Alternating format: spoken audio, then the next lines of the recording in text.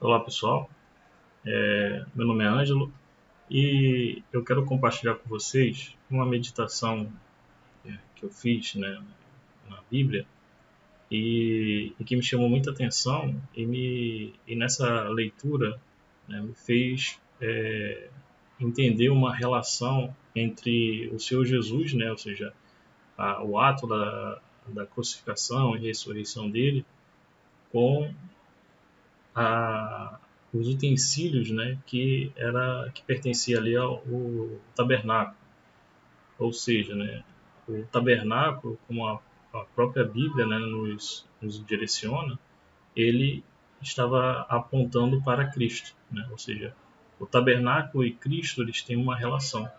Então, nessa meditação que eu vou estar apresentando a vocês, nós vamos poder ver aí essa essa relação muito íntima entre o Senhor Jesus, né, tudo aquilo que ocorreu através da sua crucificação e ressurreição, com o propiciatório aqui nesse caso.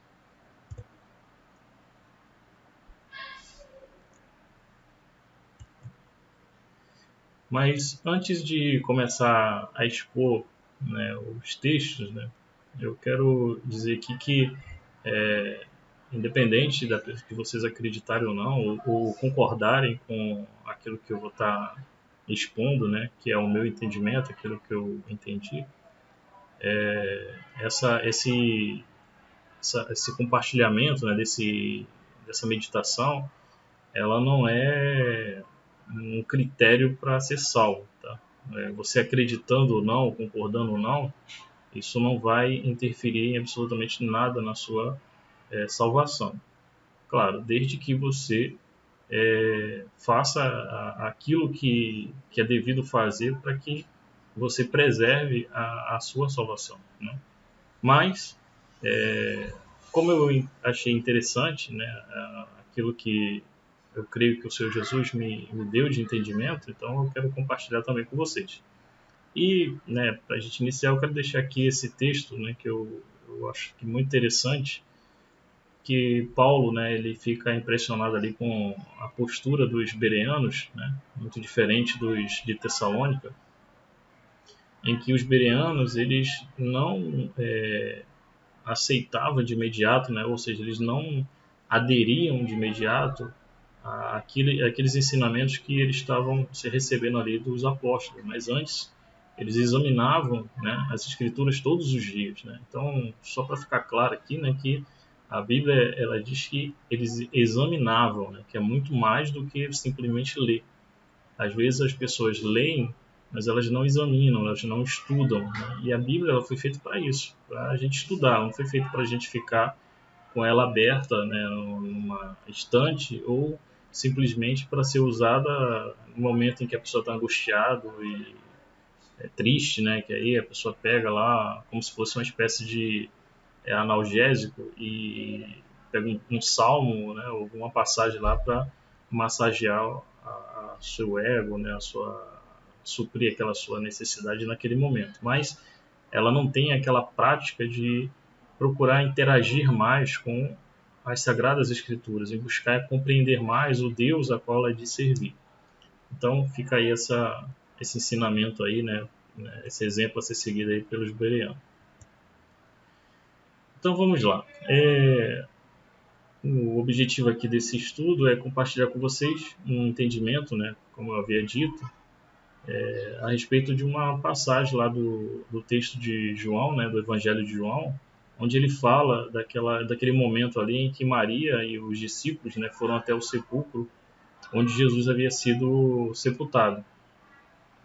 E quando nós fazemos essa leitura, né, a gente percebe aí essa relação entre o tabernáculo, né, que era o antigo tabernáculo que Deus orientou a Moisés a construir, e o próprio Senhor Jesus, né?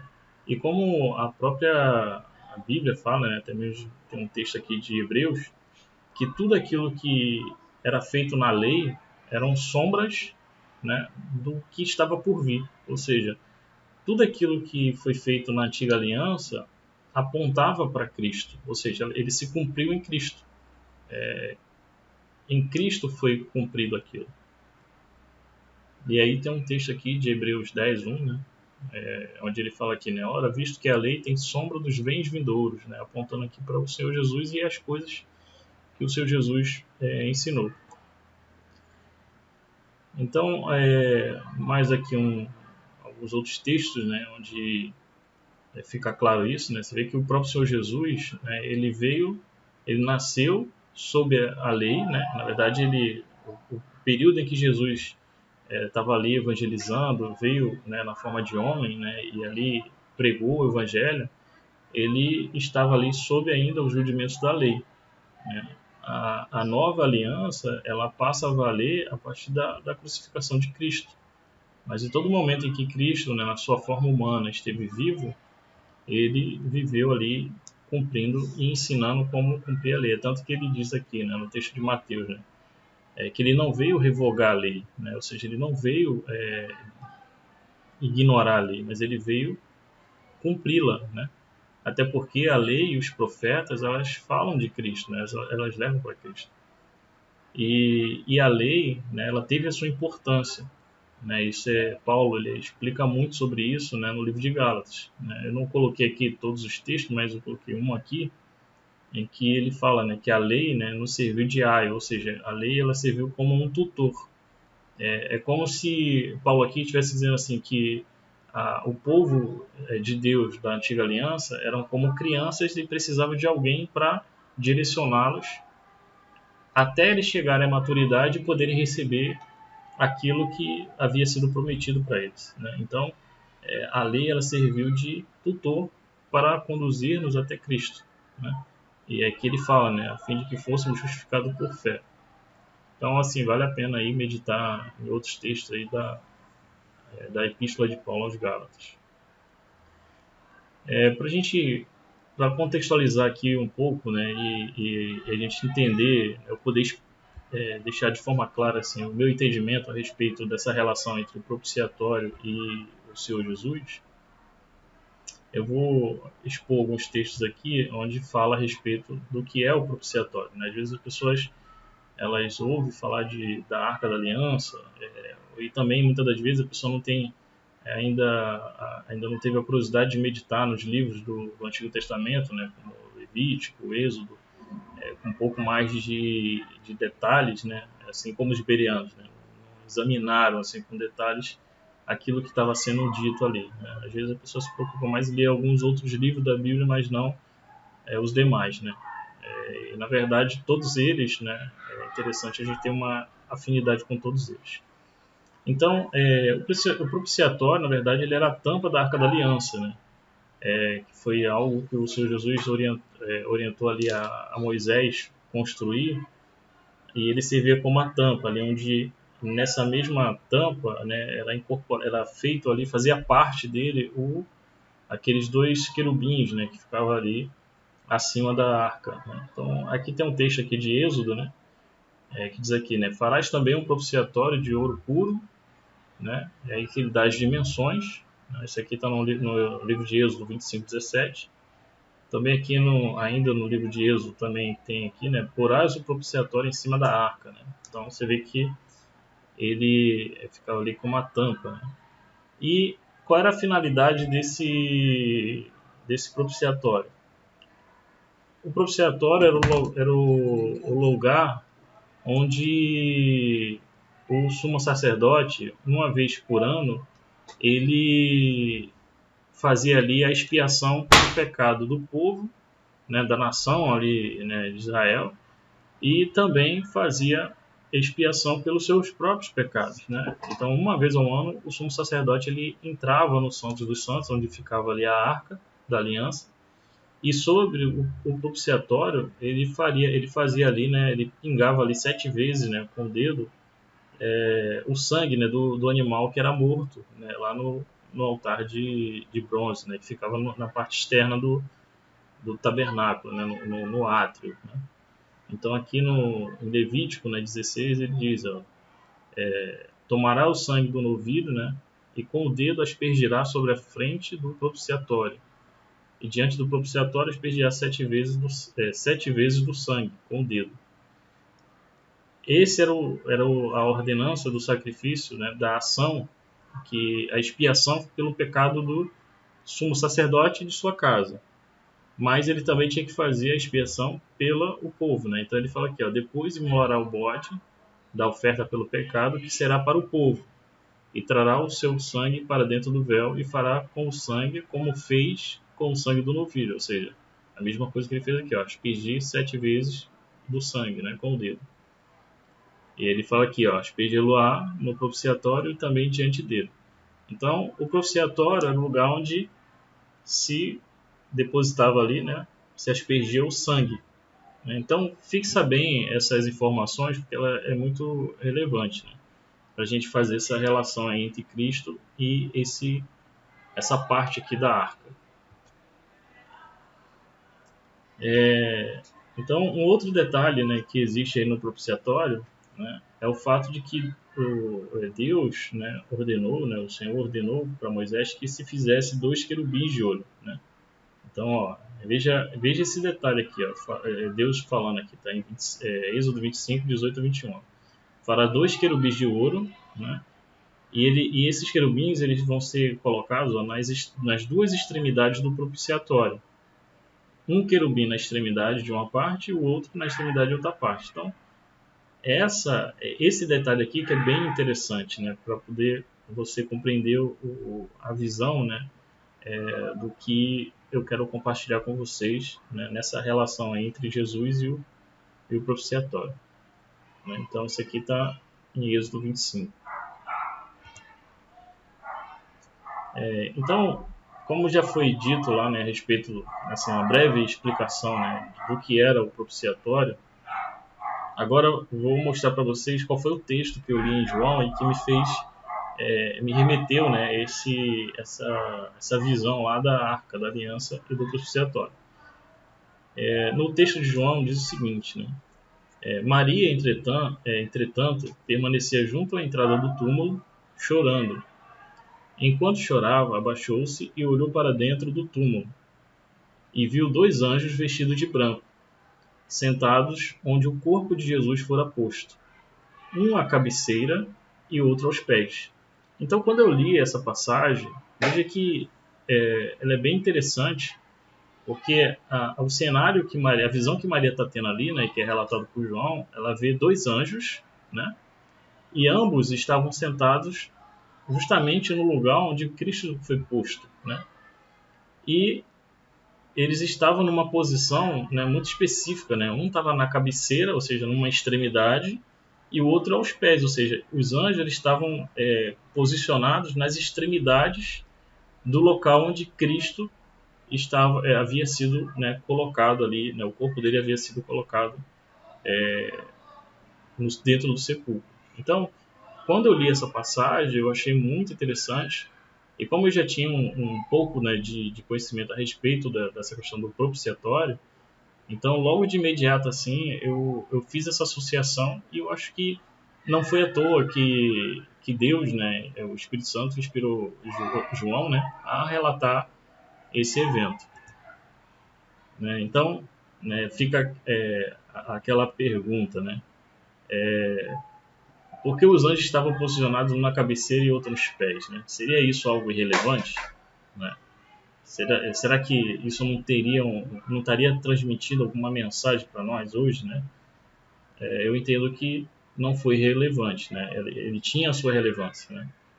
Então, o que eu entendo, né, é que aquele cenário ali, ele estava relacionando ali o Senhor Jesus com o propiciatório, porque Cristo, né, através do seu sacrifício, né, ele derramou o seu sangue, e o seu sangue é que nos redime dos pecados. Né, através do seu sangue que nós somos justificados, somos perdoados, né, nossos pecados são expiados. Né, e era justamente o que o sumo sacerdote fazia anualmente. Ele matava o animal, né? Ele tinha que ser um animal perfeito, não podia ser um animal de qualquer jeito. E o sangue daquele animal ele aspergia sobre o propiciatório para expiação de pecados.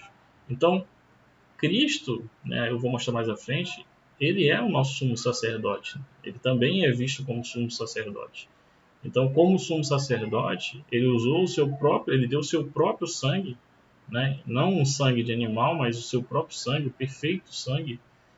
E através desse seu sangue, né, ele faz ali a expiação. Não por ele, porque como fazia o sumo sacerdote. Porque o sumo sacerdote era humano, estava sujeito à falha, mas Cristo ele é perfeito. E o sacrifício dele foi perfeito. E ele não tinha pecado, então ele não precisava fazer expiação por ele. Ele fez expiação por todos aqueles que creem nele. E para ficar melhor aí esse entendimento, eu vou apresentar aqui uma ilustração, né? Eu achei bem interessante, né? Eu peguei aqui desse site, aqui essa figura, né? Aqui tem a fonte. E olha que interessante, né? Aqui é o cenário aqui onde Maria, né, está tendo a visão lá do local onde Cristo foi sepultado, né? E aí a forma aí como os anjos, né? Isso aqui é ilustrativo, tá, pessoal? Mas é basicamente uma ilustração muito próxima daquilo que João relata, né? Então você vê aqui que os anjos, né, estavam sentados, né, estavam posicionados justamente nas extremidades, né, do corpo de Cristo, justamente no local onde ele foi sepultado, né? Então, assim, eu não entendo que isso aqui foi ao acaso, né? E aqui tem a Arca da Aliança, né, uma imagem da Arca da Aliança, onde tem aqui os anjos, os querubins, né?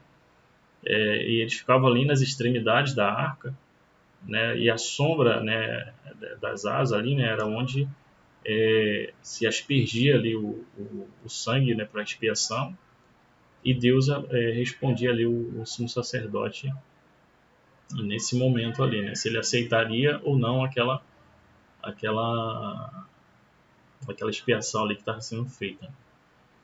Então eu entendo que não há coincidência, né? Na Bíblia não existe coincidência. Deus não é Deus de acaso, né? Então tudo que tem ali nos textos sagrados tem uma razão para estar ali. Às vezes a gente não tem um entendimento de imediato, né? Às vezes a gente não consegue compreender exatamente o que aquilo está querendo nos revelar, mas à medida que a gente se mostra interessado em conhecer mais a respeito das Sagradas Escrituras, com o propósito não de adquirir conhecimento, mas de usar esse conhecimento para edificar outras pessoas e também esclarecer outras pessoas, desconstruir falsas doutrinas, né, doutrinas enganosas, né, que ultimamente a gente tem visto muito disso por aí. Então, o Espírito Santo ele vai nos dar clareza, né, naquilo que nós meditamos na sua palavra.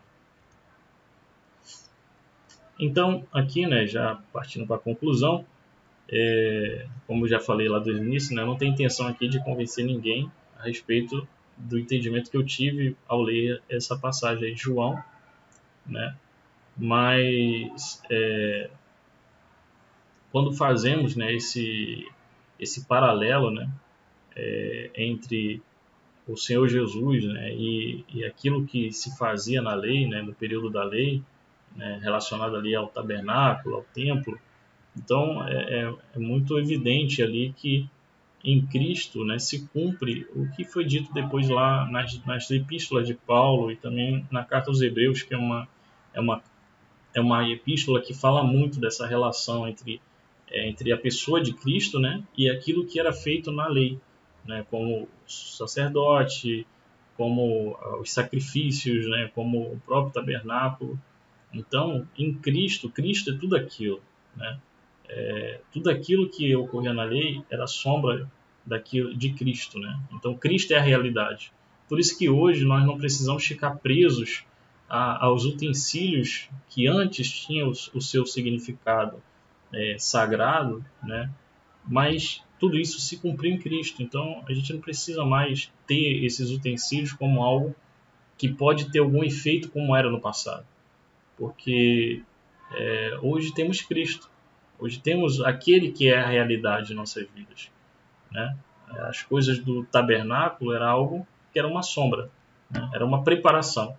Então, se temos hoje o que é real, para que ficarmos presos ao que era sombra? Né? É como se estivéssemos anulando tudo aquilo que o Senhor Jesus fez, né, através da sua morte e ressurreição.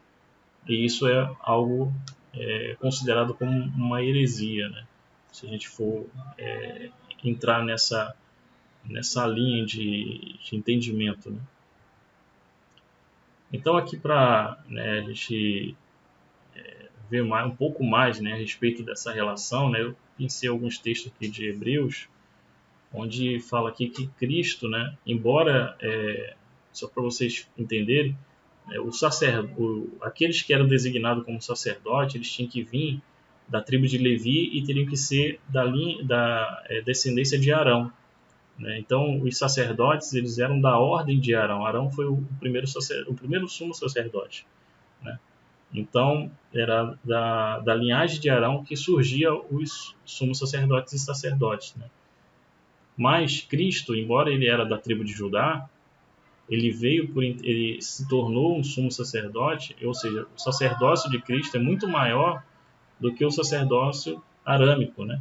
Porque ele veio da ordem de Melquisedeque, aquele que aparece lá a Abraão muito antes da lei ser dada, né, ao povo de Israel. Então, Cristo ele tem um sacerdócio muito maior. Então, aqui tem alguns textos, né? Eu sugiro que vocês possam ler também outros textos de Hebreus, que vai falar muito sobre isso, né? Então, você vê que aqui ele diz que, ó, que houve o próprio Deus, né? Ele dá testemunho do próprio Senhor Jesus, né? Ele confirma o sacerdócio de Cristo, né? Diz: Tu és sacerdote para sempre, segundo a ordem de Melquisedeque, né? E depois ele fala, né? Tendo, pois, a Jesus, né, o Filho de Deus, como um grande sumo sacerdote, né, que penetrou os céus, conservemos firmes a nossa confissão. Ou seja, o Senhor Jesus, ele entrou num santuário, né, não feito pela mão dos homens, né? Ele entrou no santuário celestial para fazer ali expiação pelos nossos pecados. Diferente do que o sumo sacerdote, né, da linhagem de Abraão fazia. Ele entrava num tabernáculo construído por mãos humanas, né? Então era algo, como eu já falei, né, era sombra, né, daquilo que é a realidade. Então eu entendo, né, concluindo, que aquela passagem de João está diretamente ligada aí ao propiciatório, fazendo aí nos dando, né, esse entendimento de que aquela visão que Maria estava tendo era justamente o propiciatório, né? Tinha lá os anjos, né, nas extremidades, e no meio estava ali o Senhor Jesus, né, tipificando ali a expiação, né, onde o sacerdote ali, o sumo sacerdote, né, depositava ali, aspergia 7 gotas de sangue do animal.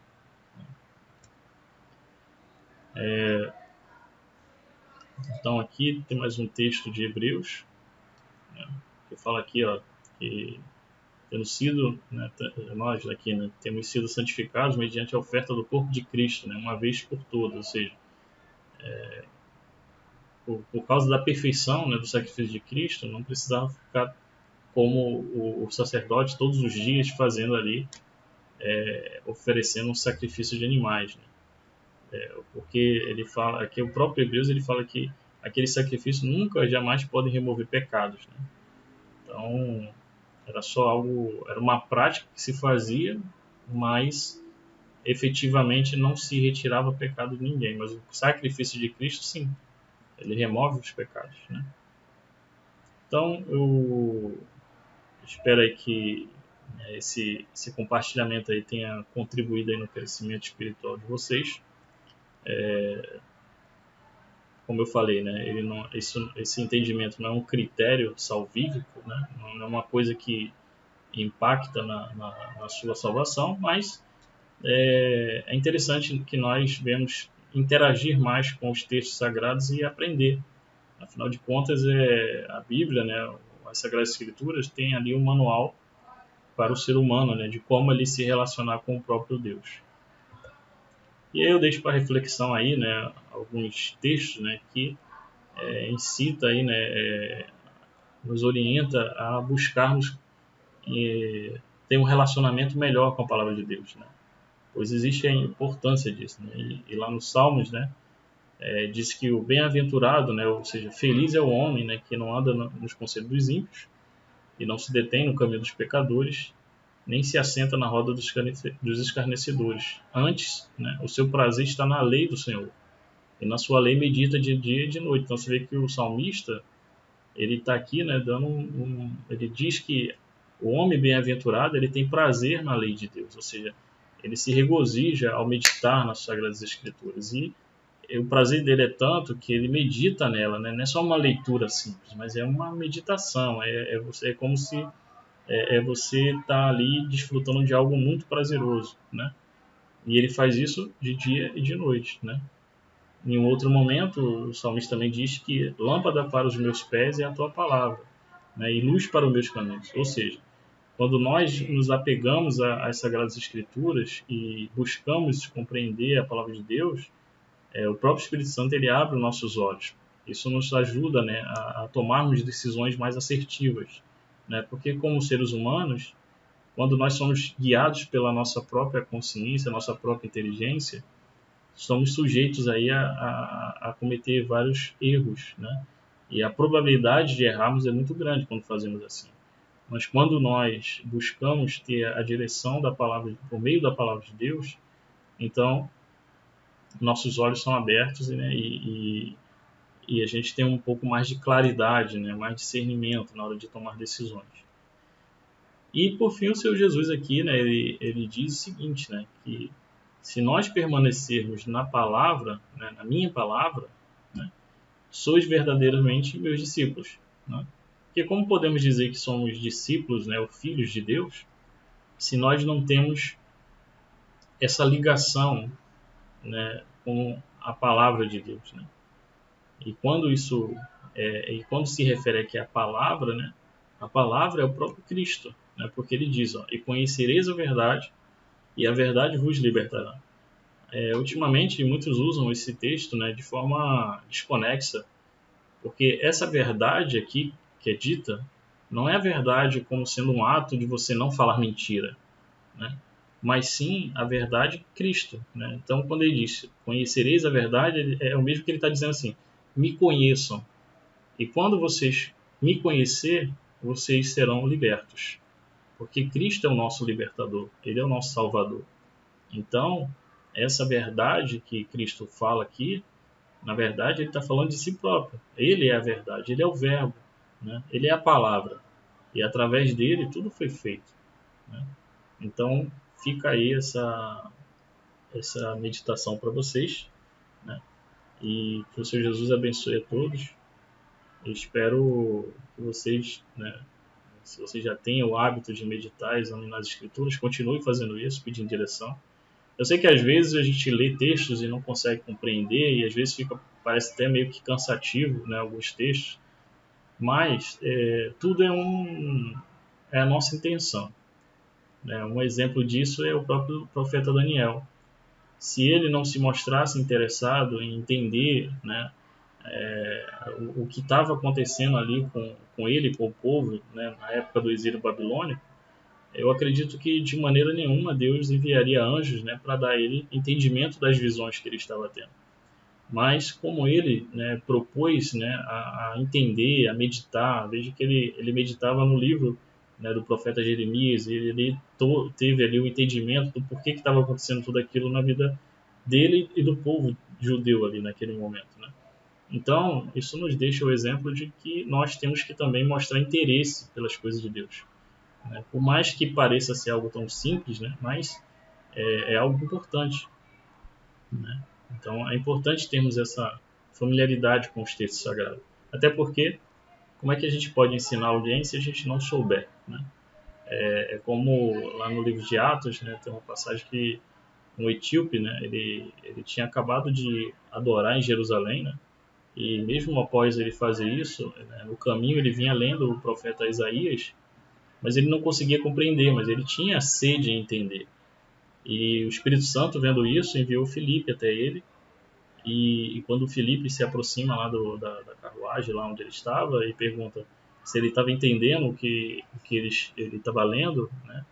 A resposta do etíope foi: como eu posso entender se não tem quem explique, né? Então, isso aí fica como um alerta para nós, né, que estamos na fé, ou dizemos estar na fé, que nós precisamos ter conhecimento da palavra de Deus, né? Porque se a gente não conhecer, como a gente pode ensinar? Se a gente não conhecer, como é que a gente pode ajudar aqueles que estão começando agora na fé, que vem muitas das vezes de várias vem de vários conceitos religiosos, vários costumes religiosos, de tradições religiosas, às vezes entendimentos, né, de seitas, né, entendimentos deturpados até mesmo através da própria, assim, de ensinamentos usando textos fora de contexto da Bíblia e que leva as pessoas a um entendimento totalmente errado, né? Então, essas pessoas elas precisam de receber uma informação acerca de Deus verdadeira, mais sólida. Mas como fazer isso se nós, né, que estamos na fé, não nos preocuparmos em aprender, né? Então, é muito importante isso. Tá? Então, um forte abraço a todos e que Deus nos abençoe.